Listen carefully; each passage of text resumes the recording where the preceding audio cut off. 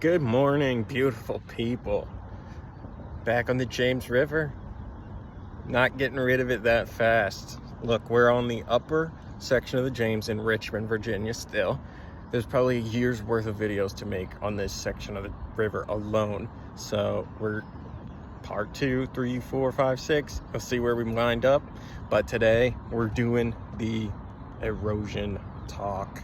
So stay tuned. Don't want to miss it. Let's get into it. This is the perfect stretch of the river to talk about bankful, flood lines, sediment deposits.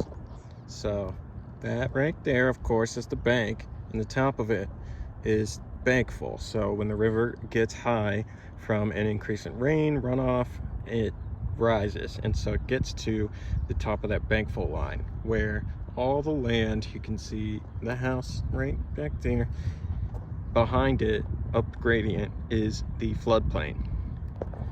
So as promised, we're going to take a look at and talk more about what that means, why it's good, why it's bad. So floods are generally no good. However, they do make the land fertile. So floodplains are oftentimes where you find your farms with your cow poop and your chicken poop and your pig poop and all the poops, and that's what causes them to be so fertile. It's just constant flooding and refilling of nutrient-filled sediment and soil.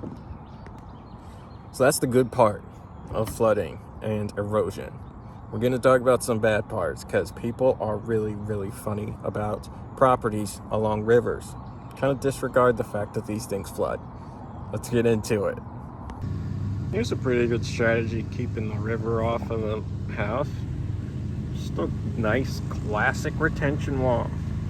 It helps, but guess what? They also deteriorate after about 150 years. So you gotta keep building retention walls. Go figure. Just make some more work for ourselves. LOL. Got another great spot to talk eddies and dams. Yee! So we have Bosher's Dam here. This was at once a mill. I think it was a corn mill. And so they have this dam here, and below it we got all these rocks.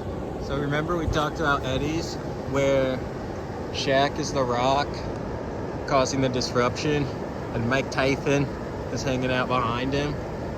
Well, this place is likely littered with fish because look at the number of rocks, all with calm water happening behind them. And so that is what happens. Now with the dam, the reason it's a big problem is because the drop-off is neither natural nor gradual. And so you can't land in the bottom of it without getting stuck in the hydraulic, which some people don't look at the buoys in the river or the sign that clearly states exit the river, and they become victims of Mama James. So let's try and catch a fish out of here. Not exactly erosion and sediment, but it'll do. Hey dear. Look at this school of gar, you guys. It is insane. Look how big that one is. It's like 8 feet long. Holy smokers. There they go. Can you still see them? Don't think so. That's insane.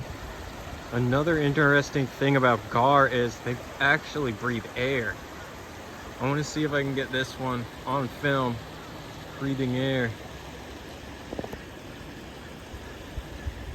He's still out there. Oh, there's 2 more.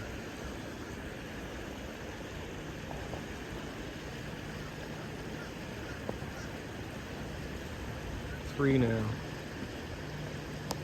There's tons of them in the James. Really fascinating species. Dates back to hundreds of millions of years ago, and they're still out here causing trouble, nipping up minnows and stuff. So crazy. There's like 12 in front of me.